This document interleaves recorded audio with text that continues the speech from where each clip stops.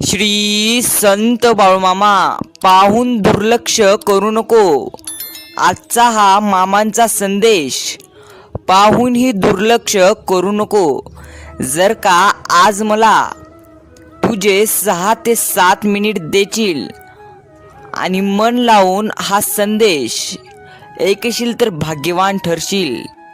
देव म्हणतात, अरे बाळा,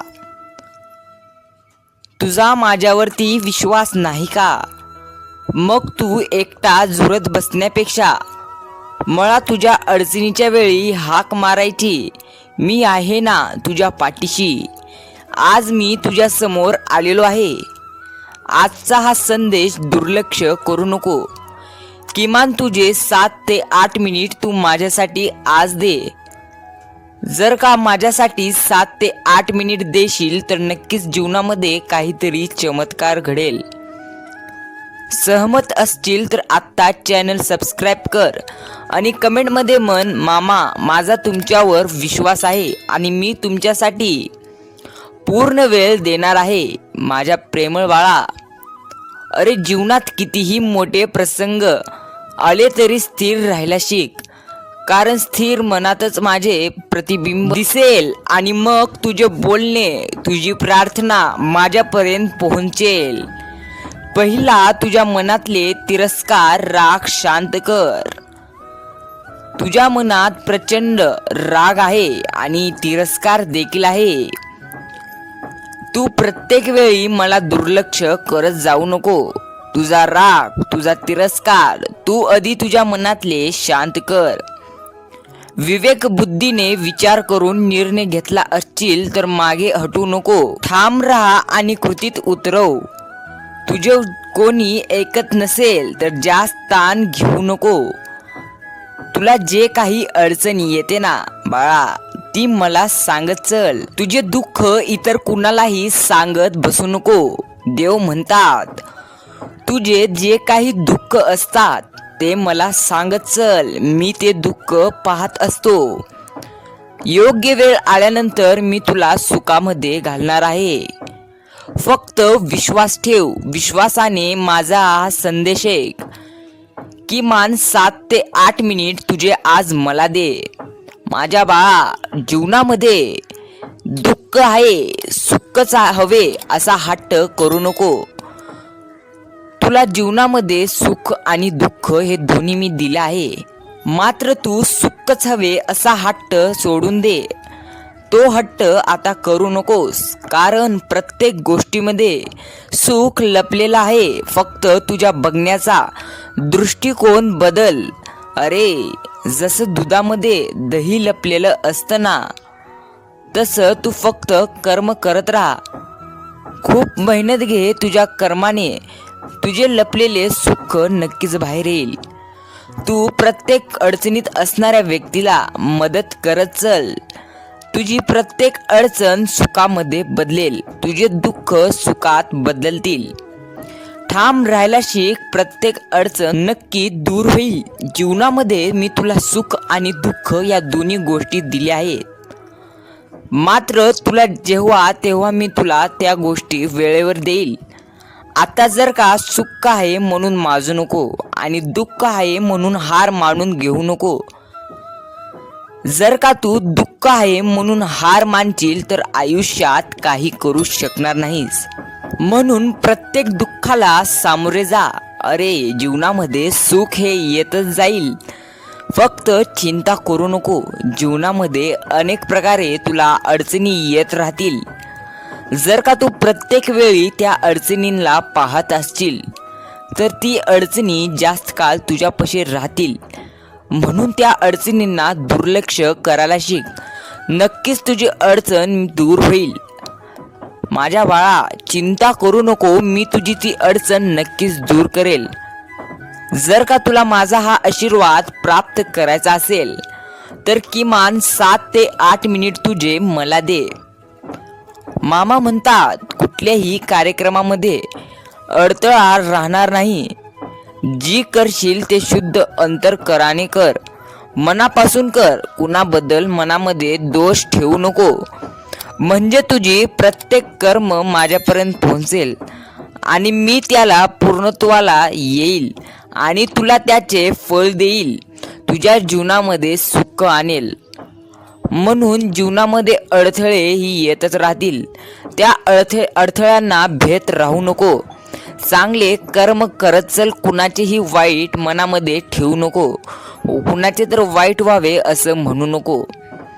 नक्कीच तुझे चांगले कर्म माझ्यापर्यंत पोहोचतील आणि मी सर्व गोष्टी पाहत असतो, तू काय करत असतो ते. मात्र अडचणीच्या काळात तुला वाटते तू माझे नामस्मरण, माझी आठवण मला हाका मारत असतो. मी तुझे सर्व बोलणे ऐकत असतो. तू मला कशा प्रकारे हाका मारत आहेस आणि तुझी अडचण काय आहे मला सर्व ठाऊक असते. पण मी त्यावेळी धावून जर वेळेस तुझ्या अडचणीमध्ये मी धावून काय येत नाही. मी तुला आज सांगतो, जर का तू त्या अडचणींना, त्या दुःखांना, त्या संकटांना स्वतः सामोरे जायला शिकणार नाहीस तर प्रत्येक वेळी मी तुझी अडचण दूर कसे करू शकेल. तू देखील आयुष्यामध्ये मजबूत व्हायला शिक. जर तू प्रत्येक अडचणीच्या वेळी, प्रत्येक अडचणीत माझे नामस्मरण करत राहशील, फक्त माझी आठवण करत राहशील, हे बघ मी तुला त्या माझे नामस्मरण करत असताना शक्ती मात्र देईल. मात्र जर तू प्रत्येक वेळी अडचण दूर करण्यासाठी मला बोलवत असतील तर हे बघ मी कदाचित नाही येणार. कारण जोपर्यंत तू स्वतः ती अडचण एक ना एक वेळेस दूर करशील तेव्हाच मी येईल, अन्यथा मी येणार नाही. हे कधीही लक्षात ठेव. म्हणून स्वतः अडचणींना, दुःखांना तोंड द्यायला शिक. जर तू त्या अडचणींना भेऊन माझे नाव किंवा सारखे त्या दुःखांचे आठवण काढत असशील तर हे बघ मी धावून येणार नाही. कारण तू स्वतः त्या अडचणींना सामोरे जायला शिकशील तरच मी तुझ्या बरोबर राहील.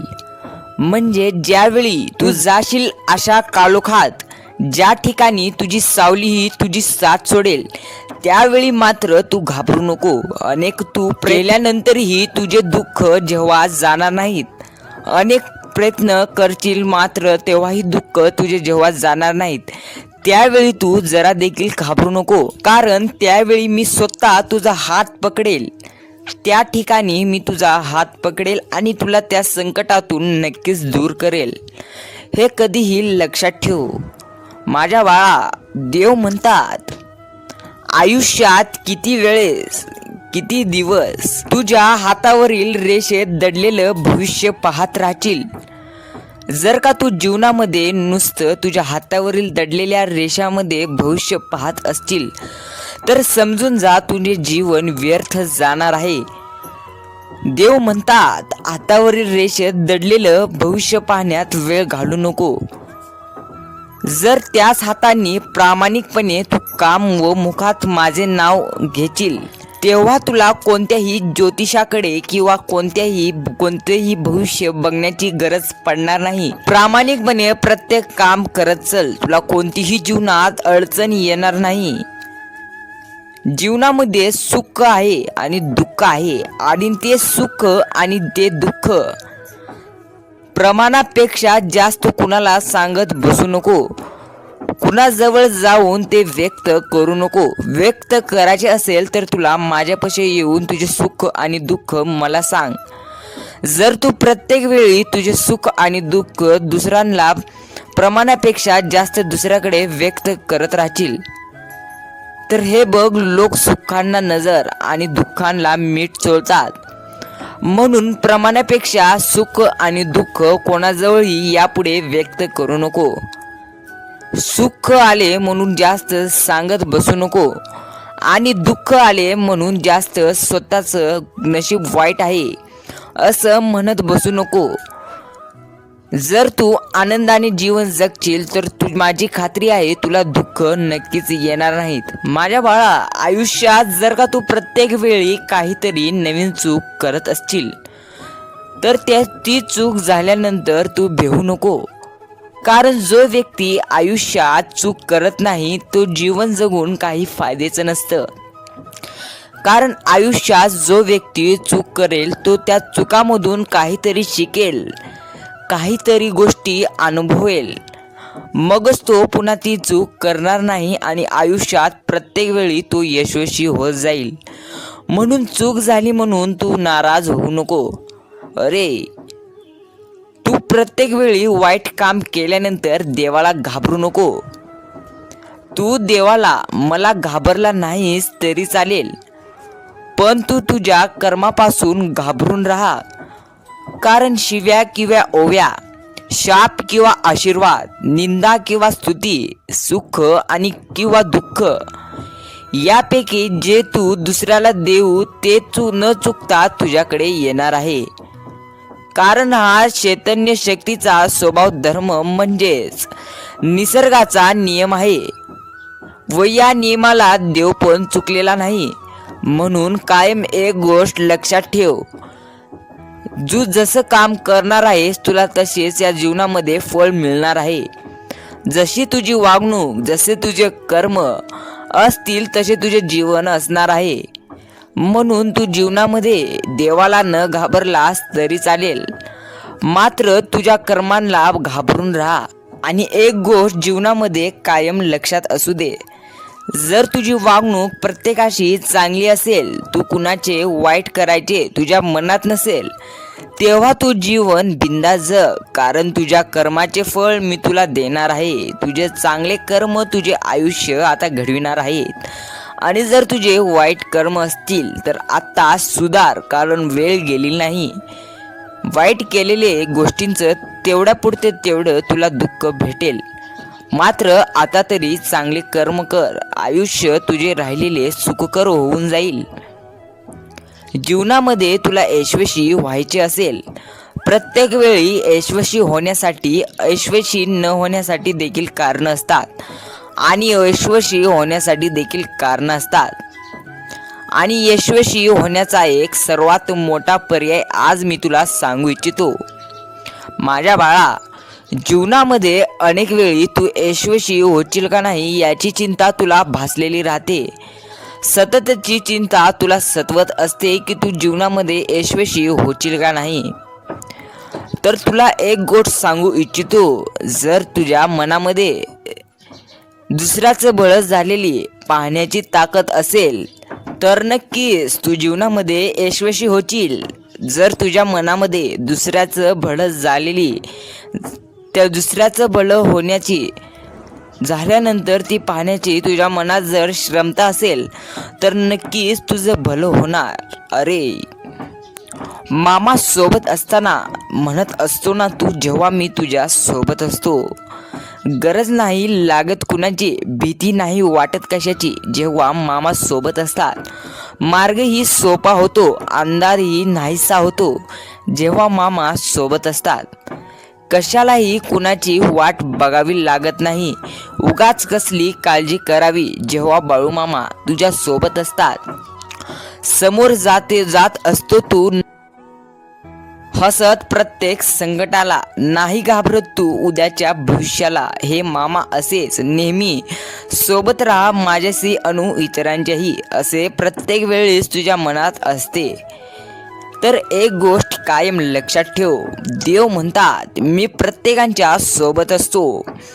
मी दिसत नसलो तरी वाऱ्याच्या रूपात किंवा इतर कोणत्याही रूपात मी तुझ्या सोबत असतो. मामा म्हणतात फक्त कर्म चांगले करत चल. जेव्हा तुला अडचणी येईल तेव्हा मी कुठून कसे येईल तुला समजणार नाही आणि तुला त्या अडचणीतून बाहेर काढेल. तुझी इच्छा आता पूर्ण होणारच, फक्त विश्वास ठेव. सर्व मामांवर निशंक सोपवून तुझा विश्वासयुक्त कर्म करत चल. तुझी इच्छा नक्कीच पूर्ण होईल. फक्त तू चांगले कार्य दुसऱ्याचे चांगले करत चल. आयुष्यामध्ये कमवायचे असेल तर माणुसकी देखील कमव. पैसे जगाला कामाला येतील. आयुष्य कसे जगावे, आयुष्यामध्ये तुझी जे काही गरज आहे, गरजा कशा पूर्ण कराव्या ते पैसा पाहत असतो. मात्र जेव्हा तू माणुसकी कमवशील तेव्हा प्रत्येक अडचणीच्या वेळी तुला तेच कामाला येतील.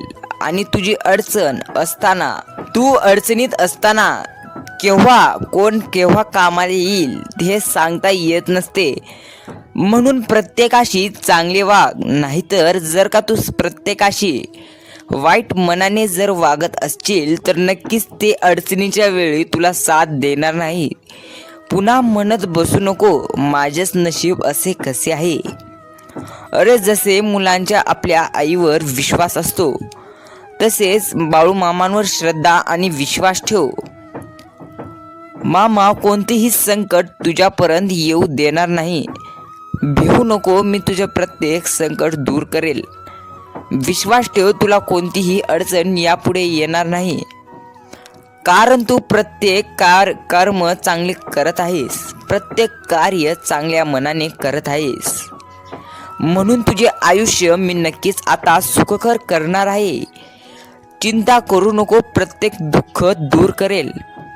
जर तू मनापासून इतका वेळ मामांसाठी दिला असशील तर कमेंटमध्ये जरूर सांग, मामा मी तुमच्यासाठी माझा 16 ते 17 मिनिटं घालून मी तुमचा संदेश मनापासून ऐकला आहे असं एकदा कमेंट कर. पाहूया माझ्यासाठी मी म्हटल्याप्रमाणे किती जण माझा संदेश ऐकत होते. हे बघ, मी तुझ्या मदतीला सांगून नाही, न बोलवता धावून येईल. फक्त विश्वास ठेव, जरा वेळ लागेल, मी तुझ्या मदतीला नक्कीच धावून येईल. जर का तू माझ्यावर विश्वास ठेवणार नाहीस आणि ठेवशील तर फक्त अडचणीच्या वेळी, तेव्हा जर तू तसं करशील तर नक्कीच समजून जा, आयुष्यात तू माझी भक्ती करत आहेस आणि ती भक्ती चुकीची करत आहेस. जर मनाप्रमाणे माझी भक्ती करशील निस्वार्थ प्रेमाने तर नक्कीच मी तुझे आयुष्य नीट करेल. मात्र तू जर मनामध्ये कोणची तरी हाव ठेवून माझी भक्ती करत असशील तर समजून घे, मी तुझे नीट करणार नाही. निस्वार्थ प्रेमाने माझी भक्ती करत चल, मी तुला काहीच कमी पडू देणार नाही. विश्वास ठेव, मी तुझे सर्व काही नीट करेल. जर तू इतका संदेश पाहिला असशील तर नक्कीच चमत्कार घडेल. भेटूया असंच श्री संत सद्गुरू बाळूमामांच्या नावाने. चांग भलं.